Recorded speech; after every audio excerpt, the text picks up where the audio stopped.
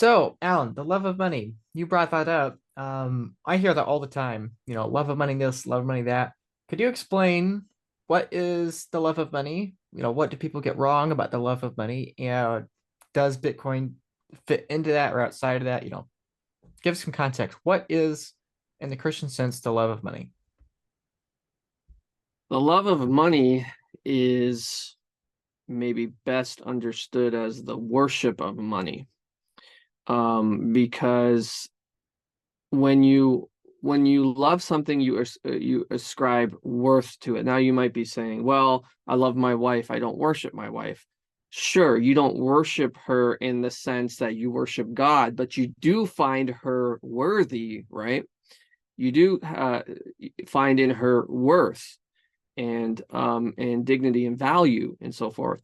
So in the sense of the love of money, what the scripture is trying to help us understand is you love money when you put it on a pedestal above your love for God. When you value money more than you value your relationship with God, this is when you fall into the sin of the love of money. So it's not really that complex. It's a very um universal temptation, I would say, for humans to fall into this sin of the love of money, especially when maybe you're lacking and others around you are not. It's very easy to become jealous and envious of them and covetous and so forth. So a lot of sins sort of spring out of the love of money. But at the end of the day, it's finding worth and value in money rather than in God, is when you fall into the sin of the love of money. And of course, it's also something that it's hard to pinpoint on somebody else, right? It's like a lot of people have a lot of money, and people just naturally assume, well, you must be a lover of money. Well, that's not true. I know people who have who lack, who are lovers of money. For example, when I was growing up, my example of financial stewardship was not the best. My father, and not, we weren't necessarily poor, but we weren't filthy rich either. And my father taught us stinginess, and I can remember one time going to the movies, and he had the money to pay for the tickets, but instead he went to the popcorn stand, bought some popcorn, and said, "Follow me," and walked in as if he had a ticket. So that's one way people would sneak into a movie and steal, steal the film, basically. Um, but he had the money. And so what I've seen is the love of money is not just a rich guy's sin. It could be a poor guy's sin too, because I grew up watching it. Not being generous and so forth can also fall into this category of the love of money. So it's really just watch your heart. Who are you worshiping? What are you finding most worthy in your life? I think that's a great summary. To add on to that, I fully agree with everything you just said, but to add on to it too, I think there's another dynamic also in that the what is money? Money is the energy that is convertible for any other form of energy on the planet, right? Evil, such as, wars and violence towards others, or good, such as raising a family and doing wonderful things like that. Money is the way, it is the ultimate saleable good, right? Or ultimate saleable commodity, or whatever, right? So the love of money, in my view, is also touching on, because it just, for a long time, I was like, why does the Bible describe the money, love of money as the root of all sin? Because to me, I would hear love of money and I would think greed, but like you just said, that's not necessarily the case. And so I hear that and I think the love of money is the love of the optionality of acquiring anything in this life and thus putting it on a pedestal over God, right? It's again going back to the earlier idea, it's saying my value system prioritizes something of this earth, good or evil, over God, right? God is like to me, that's what makes sense. And that's why, Alan, both you and I talk about on Twitter and joke about how, obviously both of us are in Bitcoin to make money, right? Most people watching this are in Bitcoin to make money. We'll talk about how much money Bitcoin's going to be worth, or Bitcoin is the money, but we'll be talking about how valuable Bitcoin will be in the future in a few minutes. But, um, you know, Alan, both of us are obviously here to make money. I'm here to make money. You're here to make money. It's not the only reason we're here. Obviously, if we were only here to make money, we wouldn't be making this show. because most people don't click for the conversation we've had thus far.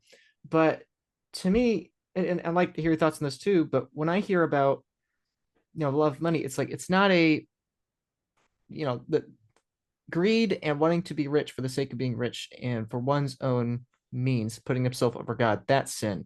But wanting to steward a lot of energy, to me that's entirely different, right? Because the heart of it is different, right? Like if I'm going to have wife and kids, I want to steward as much energy as possible for them. If God has made the energy anyways, I would rather the energy be in my hands, than in the hands of someone else whom I may not know what their, you know, relation with God is, right? So I'd like to hear your thoughts on that of being in Bitcoin. Obviously, there's a huge component that people want to get rich. People clicked on this video because they want to get rich, right? But at the same time, you have this heart issue too. So how do you navigate that? How do you navigate with it yourself? And how do you encourage people watching to navigate these two realities together? Yeah, good question. Good things to ponder. Things I ponder a lot and often. I think at the end of the day, we go back to the book of Genesis and we see our mandate. In Genesis chapter 1, it says God made man in his image, male and female, he made them in his image. And what that means is we have been created to take dominion. And I've never thought of it in this way, though. I think this might be a good way to think about it in terms of energy. That dominion is harnessing energy for the purpose God has created you for. I think that might be a very succinct, good way of defining what God meant when he said take dominion is harness the energy to the end that you would be fruitful and multiply and spread my glory throughout the entire creation I gave you. So I think I'm gonna run with that. That's my definition for dominion now, harnessing energy for the purpose God created you for. Um, so in that sense, money is a necessary good thing. How else can you harness human energy in such a way that it's mutually beneficial and fair for each person? Because the more humans multiply, I mean, first you have Adam and Eve, okay? That economy is simple enough. You have a man, you have a woman. What do they need? They need food, they need shelter, pretty much it. They don't even need clothes at that point in time. So that's a simple economy. You don't really need money in that economy. Adam and Eve aren't trading in a money, so to speak, because they don't need to, not yet at least. As they begin to multiply, simply, giving each other apples, oranges, bananas, it doesn't work anymore. The needs have become greater. And so you need something, a middleman, so to speak, to facilitate that energy transfer in a way that can be efficient, right? Bananas aren't efficient, apples aren't efficient for that because they rot and they don't last and so forth. So at the end, I guess what I'm trying to say is this. Stewarding money, increasing wealth is not in and of itself bad, immoral, or sinful. As a matter of fact, in and of itself, it is good, moral, and righteous. It's what you do, what's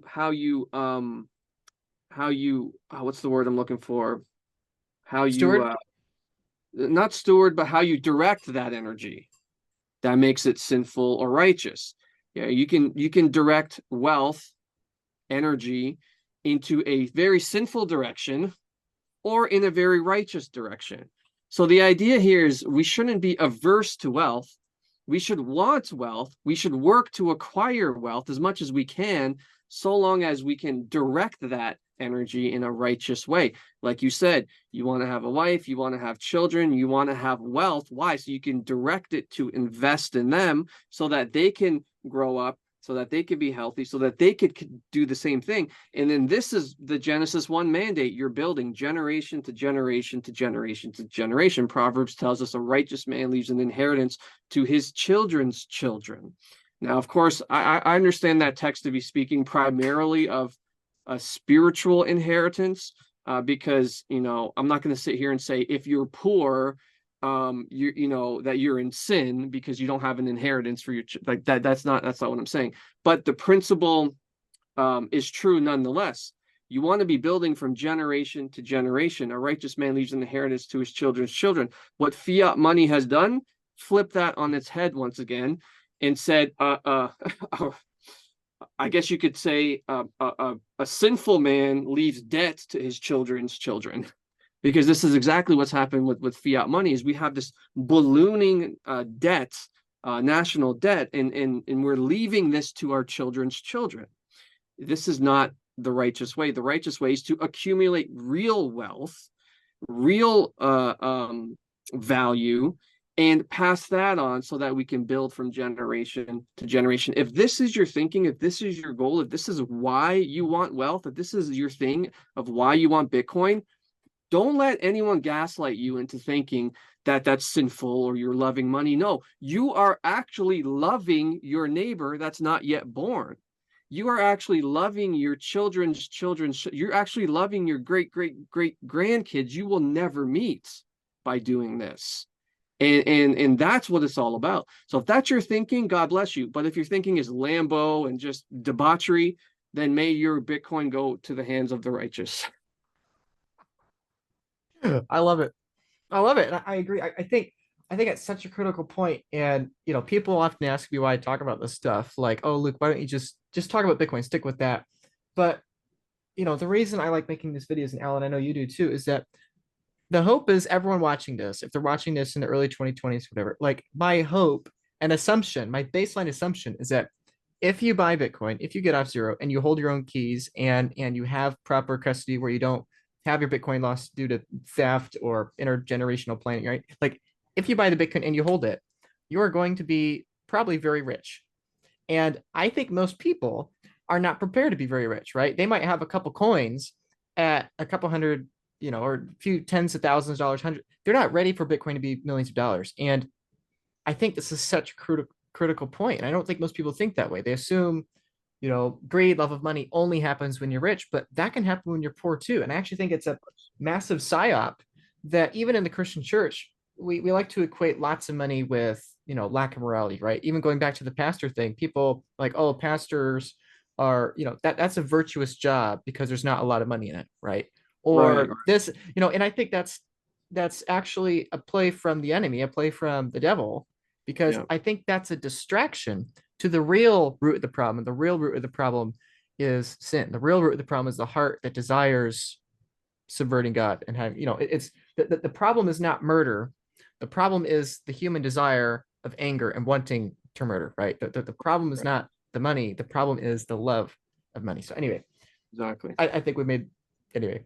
I want to thank you for being a supporter of mine and a viewer of my channel here and a follower of mine. It really means a lot to me that you would support me in my efforts to expand Bitcoin education to a wider audience. And someone else that's doing the same here is my friend and fellow partner and supporter, Brian DeMint. Brian DeMint has done many efforts in Bitcoin here over the last few years, and this is one of them. This is his book. It's Bitcoin Evangelism. See, Brian was the former founder of a crypto project, and once he realized Bitcoin and why it's unique compared to other digital assets and other forms of tokens and money.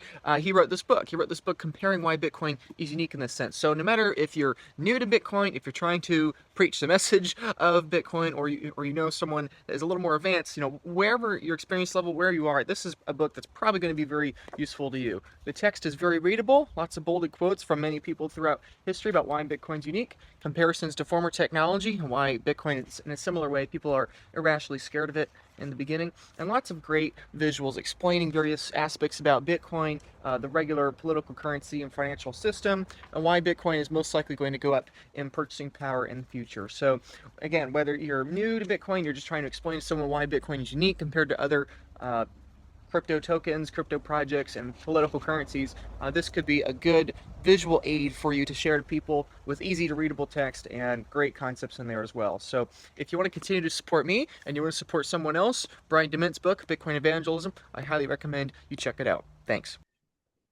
I feel like this is like the Gutenberg press, right? That it's like Yeah. we're in the ancient days, the Catholic days, and most people haven't read before. Most people don't know how to read, and so it's like we're Mm. about to undergo this massive transformation of people starting to read, Yeah. And the printing press is like this technological thing that's going to enable that. And, um, and in the same way with money, it's that most people, I don't think most people know what money is, right? And Right. that when people find Bitcoin, they figure that out. And when they figure that out, then the next step or a next step is they have to figure out what is, the morality of money, what is the morality of having a lot of money, how am I going to make sure that I'm raising my kids right? Like I think these are very important questions for Bitcoiners to ask. And so I guess my question to you, Alan, is that if Bitcoin becomes very valuable, what do you see for the current generation as they grow up or as we all age, or future generations? Like, what are your main concerns and optimisms when it comes to the post hyper Bitcoin world where theoretically everyone has more money, everyone's more prosperous? Like, looking ahead, what do you see in that world that you think people today should be considering or thinking about? Yeah, that's a hard thing. That's a hard question to answer because it could go so many different ways. My focus right now in my life is to disciple my children to um, reach my community for Christ and do so in a low time preference way. So what I mean by that is, I'll give you an example. Um, for me, it doesn't seem strange what I'm about to say, but I realize that for the vast majority of people, the life I live is very foreign and very strange. We homeschool our kids. We save in Bitcoin. We value church.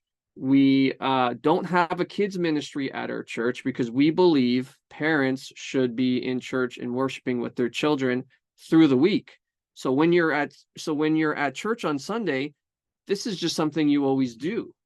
Having your kids in worship in church is something that is, for us, well, I wouldn't say it's necessarily easy when they're young, but I'll tell you what, it's necessary, and it's the only way we could see doing this thing. So the life we live is very low time preference, very low time preference, because we want to do what we have to do in order to see our children and the next generation grow up to. Basically, we want to build something that they could stand on. Because what's been happening generation after generation, you could argue it there was a sort of a good foundation. It's crumbling now, and the next generation's like going further down and further down and further down. We see this obviously with the monetary system, with the debts that they're inheriting, but we see this also in Christianity, in the sense that there used to be a thing called, well, go look it up. Back in the day, there used to be a thing that was very common called family religion. Family religion was a thing that was like basic Christianity. It used to be basic Christianity that the father led his family every day, most days, in worship. He would pray, read the Bible, they would sing songs together. Every day there would be this family religion, this family worship that happened. And it was passed on from generation to generation to generation until recently this has stopped. And now this is the foreign thing. Like, I talk to men all the time. Hey, are you leading family worship? What's that? What do you mean family worship? Well, I mean, are you reading the Bible with your kids? Are you praying with your wife? Nobody does this anymore. It's foreign. It's different. But this is the low time preference thing we have to do. So what I envision to answer your question, I'm kind of going off on the tirade, but I think it's all connected. To answer your question, in the future, what I hope to see is that the low time preference living of our generation, and maybe the next, I don't know how long it's going to take, will begin to bear fruits in the next 100 years. And we'll see this revival. See, people, when they talk about revival, they expect instantaneous, the Holy Spirit's going to fall and fix the world. That might happen. It's happened before. But the more you read into the church history, the more you see, generally speaking, what happens is this takes generations. It takes one generation to say, I'm fully sold out and abandoned. I will give my life to make sure my children and their children can freely worship Christ. They have to sacrifice. They have to take the hard times that weak men have created and create good times. So we're in that season now. So what I foresee in the future is those of us who are living this life, this low time preference sacrificial life, we may not see the fruit maybe we want to see necessarily, but I believe just like Moses, God will give us a glimpse. There's the promised land. You're not going, sorry, but your children are. So just have a look at it and then come and be with me. That's sort of how I'm seeing the future pan out. I mean, I'm not saying that we won't have any fruit. We will have fruit in our life. God will give us things to hold us over. But my thinking is for my grandkids and their grandkids, and praying that God can use whatever little thing I do here on this earth to bless them and give them a better life.